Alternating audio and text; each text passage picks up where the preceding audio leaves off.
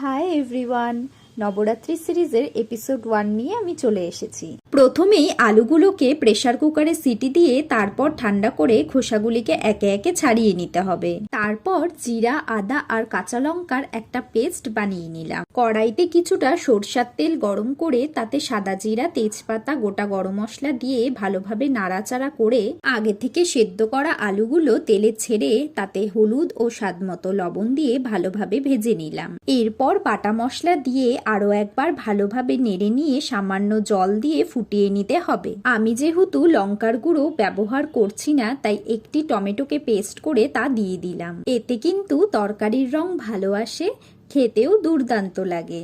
এরপর কাজু বাদামের একটি পেস্ট বানিয়ে নিয়ে তা দিয়ে দিলাম।